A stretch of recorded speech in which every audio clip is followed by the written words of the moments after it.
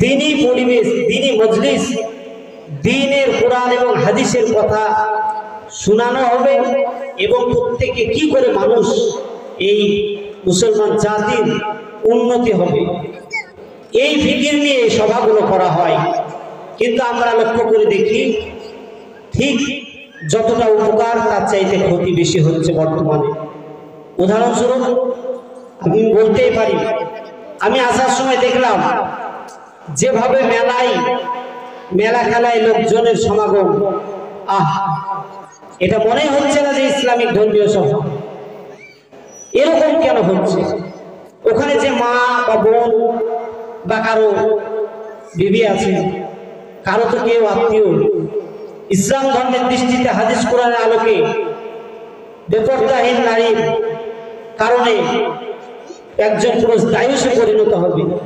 আর দায়ুষ কখনো জান্নাতে তো যাওয়া দূরের কথা, জান্নাতের গন্ধটুকুও পাবে। আর কত কষ্ট, খারাপ লাগছে যে সামান্য কয়েকজন সম্মুখে বসে আছে।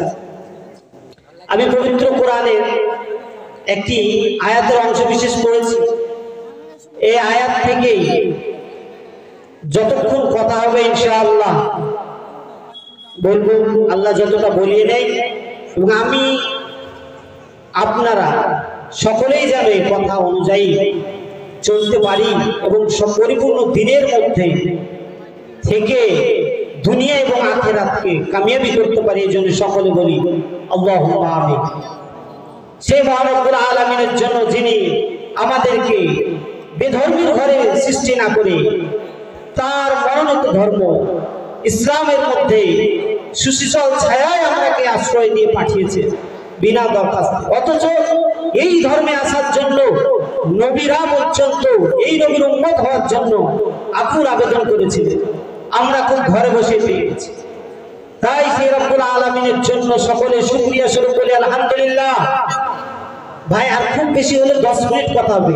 আমার একটু ছোট্ট রিকোয়েস্ট, আব্বাজি আপনার একটু সামনে এসে বসুন 10 মিনিট, কারণ তিনি মজলিসের সম্মুখ ফাঁকা রাখলে হাদিস কোরআনের কথা বাইরে থেকে শুনবেন, এটা হাদিস এবং কোরআনের বেয়াদবি হবে।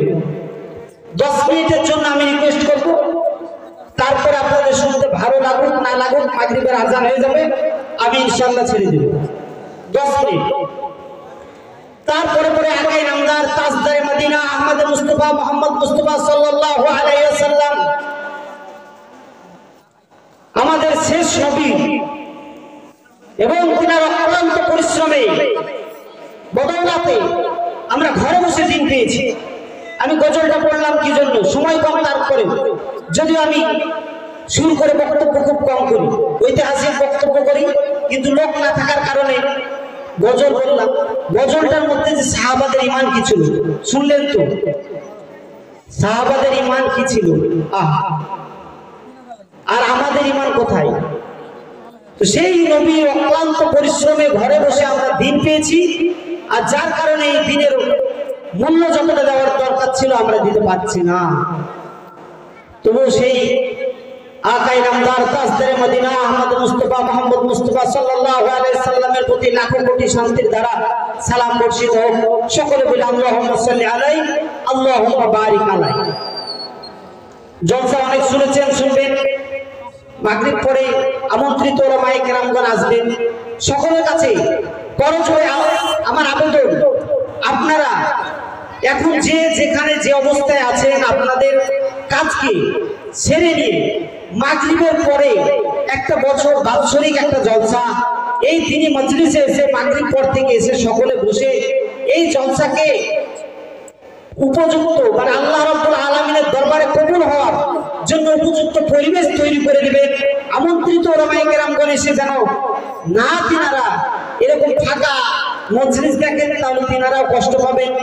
আর সবচেয়ে বড় জিনিস হলো আল্লাহ এবং কোরআন হাদিসকে বেয়াদবি করা হবে। এরকম এত সমাগম করার পরেও যদি লোক না থাকে, তাই আমি বলবো আপনারা হয়তো বিভিন্ন কাজে কর্মে ব্যস্ত আছেন, সকলেই কাজকর্মকে একটু আজকের দিন অন্তত ফারেক হয়ে এসে এই মহন্তে সবাই বসে দিন এবং আখিরাতের কথা শুনে নিজেকে সেই কথা অনুযায়ী চলার জন্য ফিট করার চেষ্টা করবেন ইনশাআল্লাহ।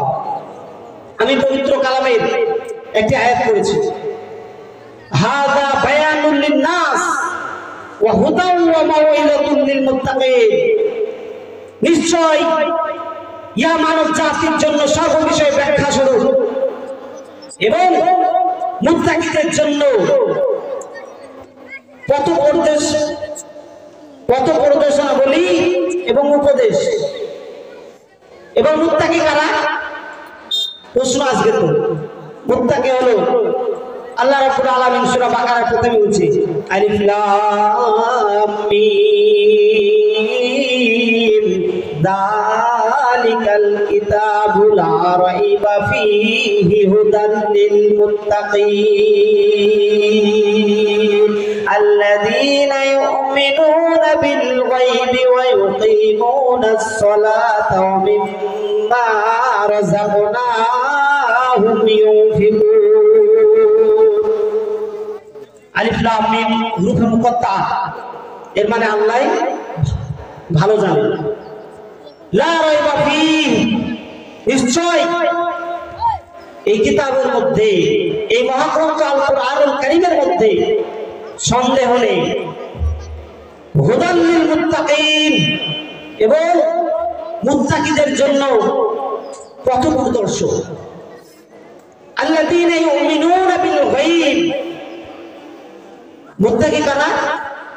যারা অদৃশ্যকে না দেখে বিশ্বাস করবে। আল্লাহ রাব্বুল আলামিনকে না দেখার পর বিশ্বাস করা, জান্নাত জাহান্নামকে না দেখার পর বিশ্বাস করা। হুদাল লিল মুত্তাকিন আল্লাযীনা ইউমিনুনা বিল গায়ব ওয়া ইউকিমুনাস সালাহ, এবং তারা নামাজ কায়েম করবে। মিম্মা রাযাকনাহুম ইউনফিকুন, এবং তারা তাদের রুজি জীবিকা থেকে আল্লাহর রাস্তায় ব্যয় করবে। আজকে আমরা এত পরিবেশ থাকার পরেও নামাজ পড়তে গিয়ে কত দ্বিধাবোধ, মসজিদের কাতার পূরণ হয় না। অথচ এই সময় সোশ্যাল মিডিয়া খুললে, ফেসবুক খুললে, ইন্টারনেটে সার্চ দিলে ফিলিস্তিনের মা বোনদের কি করুণ দৃশ্য। তারা কি কারণে মার খাচ্ছে, লাঞ্ছিত, অবহেলিত, পদদলিত হচ্ছে। তাদের একটাই কারণ, এই ইসলাম ধর্মকে মেনে নেওয়ার কারণে তাদেরকে, তাদের স্বামীকে হারাতে হচ্ছে। সন্তান, বাচ্চা, বুকের স্তনের বাচ্চাকে, স্তনপান করা বাচ্চাকে হারাতে হচ্ছে। বাচ্চা তার মাকে হারাচ্ছে। কি কারণে? তার ইসলাম ধর্মকে মেনে নিয়েছে। কিছুদিন আগে দেখছিলাম প্রেস কনফারেন্সে 100 ফিলিস্তিনি বড় আলেমকে জিজ্ঞাসা করা হচ্ছে, আপনাদের পাশে তো বড় বড় মুসলিম কান্ট্রি আছে এবং তারা ধনী মুসলিম কান্ট্রি, তাদের কাছে কেন সাহায্য চাইছেন না? তারা বললেন যে আমরা যতদিন বেঁচে আছি আমরা ওই মৃত ব্যক্তিদের কাছে সাহায্যের হাত বাড়াবো না, কারণ মৃত ব্যক্তিদের কাছে সাহায্য চাওয়া শিরক। আপনি আমি যদি বলি এখান থেকে ফিলিস্তিনি মা বোনদের জন্য কি করতে পারি? অনেক কিছু করতে পারে। কি করতে পারে? আপনি আমি করেছি। রাতের অন্ধকারে উঠে আল্লাহর দরবারে 2 রাকাত তাহাজ্জুদের নামাজ পড়ে, আয় রব্বুল আলামিন, ফিলিস্তিনি মা বোনেরা ওরা নির্দোষ, ফিলিস্তিনি বাচ্চারা ওরা নির্দোষ, ফিলিস্তিনি ভাইয়েরা ওরা নির্দোষ, ওরা শুধুমাত্র তোমার মনোনীত ধর্ম ইসলামকে মেনে নেওয়ার জন্য ওদের কাছে রক্তাক্ত হতে হচ্ছে। ওরা হাসপাতালে শায়িত অবস্থায়, চিকিৎসাধীন অবস্থায় বোমা মেরে পুড়িয়ে দিচ্ছে। তবু আমরা একবার আল্লাহ দরবারে হাত তুলে দোয়া করতে পারলাম না, আল্লাহ আমরা তো আপনার ওখানে ফিলিস্তিনিকে অ্যাটাক করতে পারবো না। প্রকাশ্যে ভারতবর্ষের সরকার প্রকাশ্যে নিষেধ করে দিয়েছে আন্দোলন করা, প্রকাশ্যে ভাবে আমরা আন্দোলন করতে পারবো না। আল্লাহ তুমি দেখতে পাচ্ছ, এই গভীর রাত্রে তুমি বলেছো প্রথম আসবার আমি এনে পেয়েছি, আমি আদায় আমার দরবার হাত তুলে বলছি, আল্লাহ ওই বাচ্চা ছেলেগুলোকে আজকে শহীদ হতে হচ্ছে, ফিলিস্তিনি বাবাদেরকে শহীদ হতে হচ্ছে, ফিলিস্তিনি যুবক ভাইদের শহীদ হতে হচ্ছে। ওরা কেন শহীদ হবে?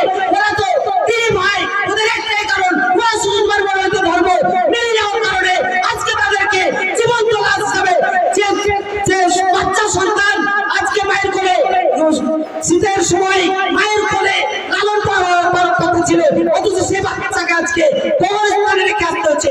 আল্লাহ ওরা যে শুধুমাত্র তোমার মনোনীত ধর্মকে মেনে নেওয়ার জন্য আজকে ওরা এত লাঞ্ছিত, বঞ্চিত, এত পদদলিত, এত পেরেশানির মধ্যে আছে। আল্লাহ তুমি তাদেরকে একটু হেফাজত করে দাও। বলতে পেরেছি। আর আমরা এই ঈমান নিয়ে জান্নাতে যাব।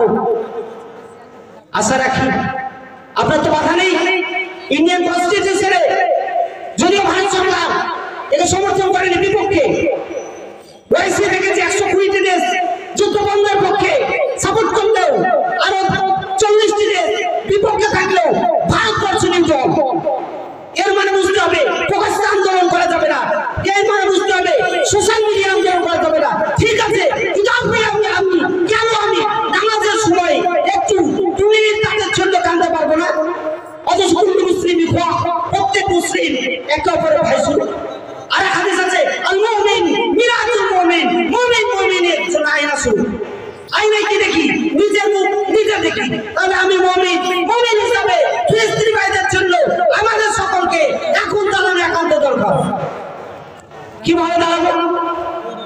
আল্লাহ রাব্বুল আলামিনের দরবারে একটু অন্তত নামাজের পরে একটু আল্লাহর কাছে দোয়া করব, আল্লাহ আমারও তো বাচ্চা আছে, আমার বাচ্চাকে যদি আজকে মেরে দেয়, আমার আজকে 10 মাস বা 1 বছর বা 2 বছরের শিশু বাচ্চাটাকে যদি আজকে হারিয়ে ফেলি, চোখের পানিতে কত ভূত আসবে। আমারও তো একটা জ্যান্ত ছেলে আছে, যুবক ছেলেকে যদি বৃদ্ধ পিতা জানাজায় দাঁড়িয়ে থাকে দণ্ডায়মান অবস্থায়, তার চোখের পানি ধরে রাখা সম্ভব নয়। আল্লাহ তাদের আজকে কি কষ্ট হচ্ছে, তাদের জন্য একটু ক্ষমা করে দাও। একটু আপনি নামাজ একটু দোয়া করতে পারলেন না? আপনি মুমিন বলে দাবি করছেন, এখন কেন আকীদার প্রশ্ন আছে? অনেক ভাইয়েরা বলছে, কিছু আমাদের সুবিধাবাদী ভাই আছে, এরা অনেক কিছু বলছে যে আপনি বাড়ির পাশে তো নিজের ভাইয়ের সঙ্গে কথা রাখেন না, আপনি তো হাঁটুর নিচে কাপড় পরে, আপনি তো কোরআন সহ্য করে জানেন না, আপনি তো নামাজ পড়েন না, আপনি ফিলিস্তিনের জন্য কি দোয়া করবেন? মূর্খের পরিচয় আপনার ইমান ভেজাল। কেন আপনি এই হাদিসটা এখনই মনে পড়লো? 1400 বছর আগে, 1500 বছর আগে হুজুর সাল্লাল্লাহু আলাইহি ওয়াসাল্লাম বলে গেলেন, এতদিন আপনি আমল করতে পারলেন না, আর আজকে আপনি ফিলিস্তিনিদের পাশার দাঁড়ানো না দাঁড়িয়ে ওই আঙ্গুল তুলছেন আকীদা নিয়ে। আপনার আকীদা তো মৃত্যু পর্যন্ত ঠিক হবে না, আপনি দাঁড়াবেন না। আপনার ছেলেকে যদি ইহুদি নাসারারা অ্যাটাক করে, আপনি বলবেন আল্লাহ আমি তো কাকুর নিচেই প্যান্ট করতে পারছি না, তাহলে আমি কেন তার জন্য করবেন না? ইসলাম ধর্ম যুক্তির বিচার, যুক্তি দিয়ে। ইসলাম ধর্ম এমনি এমনি প্রচার হয় না। আমরাকে সকলকে আল্লাহ রাব্বুল আলামিন বললেন যে হাজা বায়ানুল নাস, এটা সর্ববিষয়ে ব্যাখ্যা শুরু মানব জাতির জন্য, এবং হুদাউ ওয়া মাউইযাতুল লিল মুত্তাকিন, এবং যারা মুত্তাকি তাদের জন্য পথোপদেশাবলী এবং উপদেশাবলী। অথচ আমরা কোরআন ছেড়ে দিয়েছি। আরেকটা হাদিস পড়েছি, খায়রুকুম মান তাআল্লামাল কুরআন ওয়া আল্লামা, তোমাদের মধ্যে ওই ব্যক্তি উত্তম যে নিজে কোরআন শিখে এবং অপরকে শিক্ষা দেয়। এমন who is the best person in the world who learn the Quran and teach it to others. তোমাদের মধ্যে ব্যক্তি উত্তম যে নিজে কোরআন শিখে অথচ এবং অপরকে কোরআন শিক্ষা দেয়। এটা দেখতে গেলে দেখা যায় আমরা ইসলাম ধর্মের মানুষ, মুসলমান বলে দাবি করি, মুমিন বলে দাবি করি, অথচ 90% মানুষ শুদ্ধভাবে কোরআন পড়া জানে না, শুদ্ধভাবে কোরআন পড়ার চেষ্টা করে না। যোগ্য ইমাম সাহেব থাকার পরেও মসজিদে গিয়ে কোরআন ঠিক করার জন্য পায়। আলহামদুলিল্লাহ আপনারা যোগ্য ইমাম পেয়েছেন। আমরা যখন বড় মাহমুদ মুর্তজা সাহেবের মেমারি মাদ্রাসায় হিফজ করতাম, এই ভাইদের সঙ্গে আসতাম, যাওয়া আসা করতাম। তো আপনারা, আমার ছোট্ট একটা রিকোয়েস্ট যে আপনারা অন্তত যতদিন বেঁচে আছেন আল্লাহ রাব্বুল আলামিনের পবিত্র কোরআনটাকে বুকে সিনায় লাগিয়ে দিয়ে নিজে শিখবেন, বাচ্চাদের জন্য শেখার উপযুক্ত পরিবেশ করবেন। আমি স্টেজে আসার সময় দেখলাম যে কুইজ এবং ইসলামিক কেরাত প্রতিযোগিতা, গজল প্রতিযোগিতায় যে বাচ্চা বাচ্চা ছেলেগুলো ফার্স্ট সেকেন্ড থার্ডের মতো এরা উদ্বুদ্ধ হলো। এই গজল কেন, আরো কিছু প্রত্যেকে আজ থেকে অন্তত নিয়ত করুন। গোটা রাত জালসা শুনলেন, কামিয়াবি হতে পারে না হতে পারে, একটা হাদিসকে আপনি মানলেন, কামিয়াবি হয়ে গেল। আজ থেকে অন্তত নিয়ত করুন, যতদিন বেঁচে থাকুন নিজে কোরআন যতটুকু পারবো, অন্তত নামাজের জন্য যতগুলো সূরা প্রয়োজন, যে দোয়া দরুদ গুলো আছে সেগুলা ঠিক করবো। আর মেয়ে বিবি বাচ্চা যারা আছে তাদের জন্য অন্তত কোরআনের পরিবেশ তৈরি করে দেবো।